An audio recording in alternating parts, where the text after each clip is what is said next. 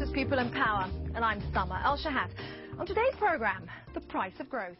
It's better to die thirsty than to drink this water. We're all drinking a disease. We told the local authorities that our cattle and goats died due to this water, but nobody helped.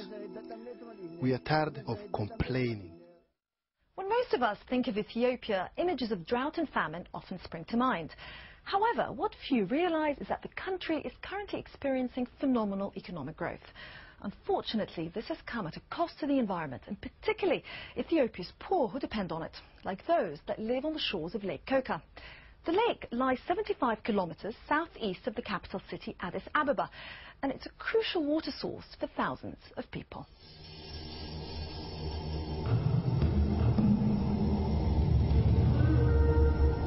Ethiopia is in the middle of an economic boom.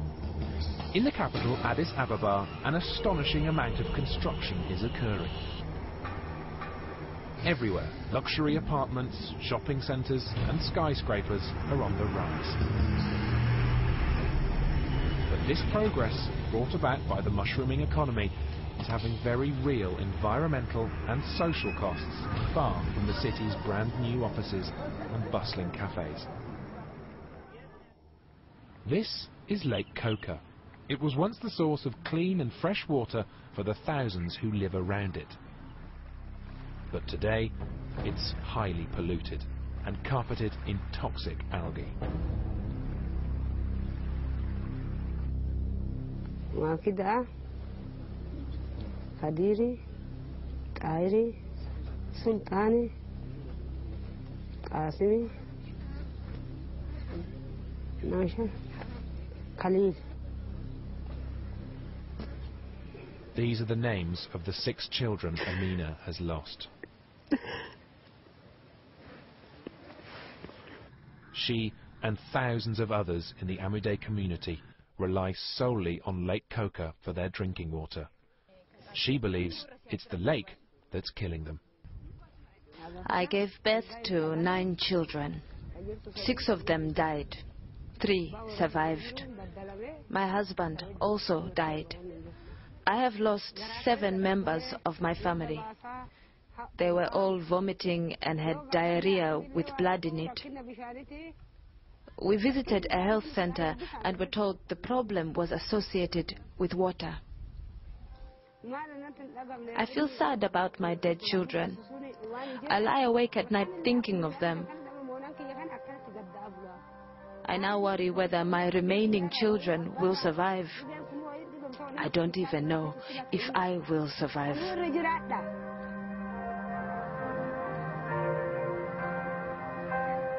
Except for God, we have no hope.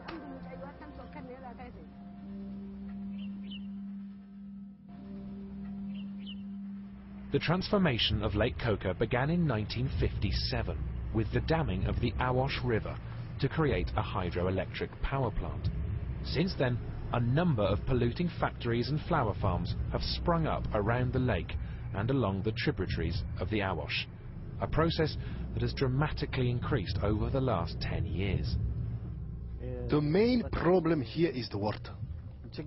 People are getting sick. Everyone around here uses this water. There is no other water. Almost 17,000 people use this water. They come from 10 kilometers away and use this water. The water smells. Even if you boil it, it doesn't change the color. It's hard to drink. Even if you are thirsty, it smells. The people here have a great potential, and we are losing them, especially the children. I'm very upset. If I had the ability to do something, I would, but I can't. I can't do anything. Like most rural communities in Ethiopia, the people in Amude suffer from a range of poverty-related illnesses. Sanitation, for instance, is poor. But district health worker Tekaline Mizana believes that Amude's residents are suffering far more than most. People from the Amude are more sick than the other people who are not using that water. Maybe it will be about 2/3 more around Amuddin than the other side. Most of them have stomach disease, and even diarrhea is common. They are drinking the water that is contaminated from the factory, so they are ill from that chemical, I believe. And also my colleagues, everybody, every health worker around this area believes this one. We know this is real, but it's not tested, it's not proved.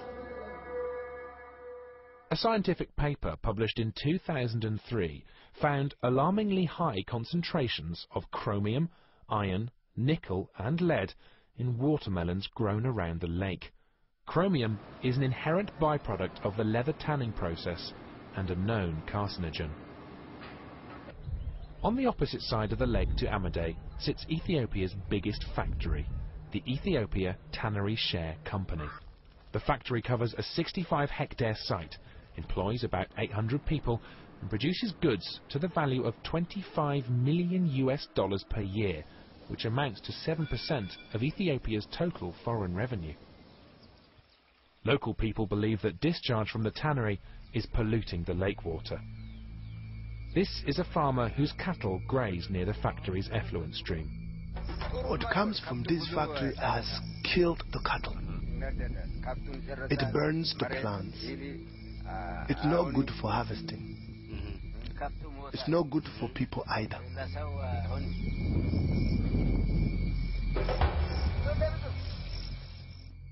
From our point of view, we're very closely linked, obviously, to Lake Coca and the local people. I think there is a danger that you associate any issues or problems with the fact that there is a tannery there without any actual formal evidence. Saying it's all associated with a tannery in the northwest that we are associated with is probably incorrect. That's not to say that we're saying there aren't some issues. I don't know if there are or there aren't. But I think from our point of view it is clearly not from our operation. If I was looking to do an investigation, I would certainly look at where the river comes into the lake. I'm aware of just as many reports about the river before it gets anywhere near the lake, which are equally emotive about contamination. There is no definitive proof that the Ethiopia tannery is responsible for discharging harmful effluent into the lake. And even if it were, it is by no means the only potential cause of pollution. A number of factories and flower farms line the banks of the Awash River and its tributaries, which feed into Lake Coca. They too discharge their effluent into the water.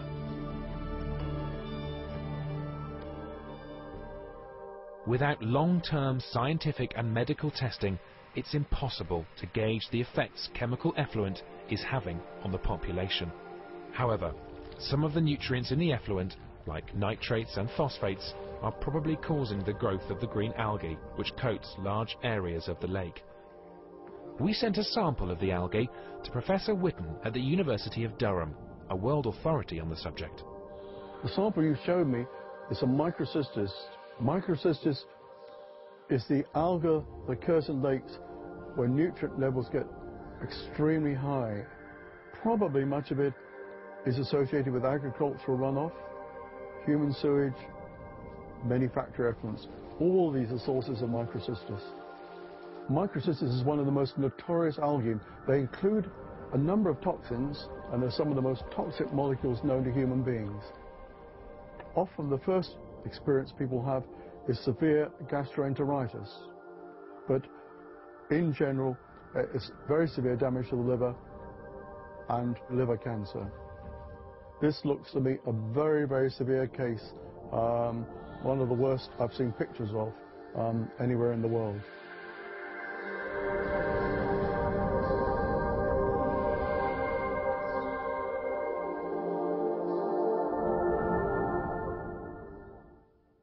This is Kadir, a farmer living on the banks of the lake.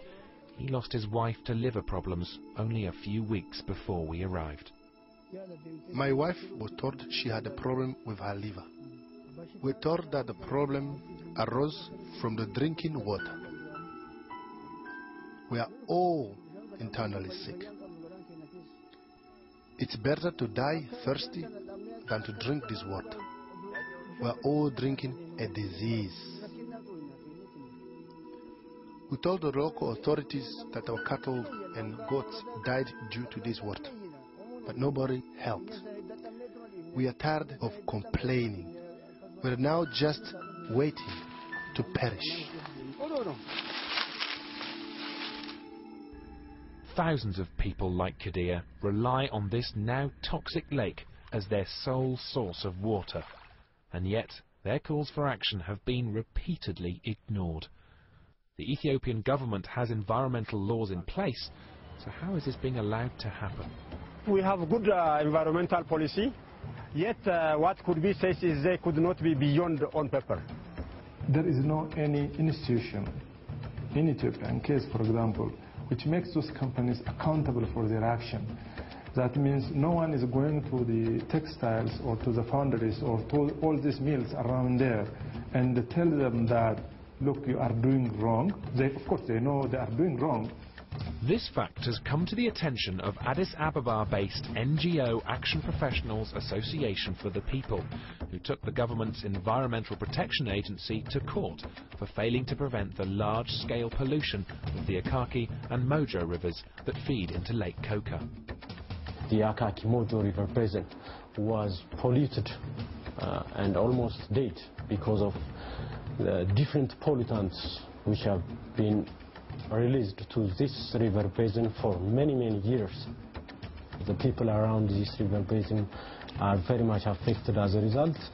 We claimed that the environmental authority is not discharging its responsibility as required by the law.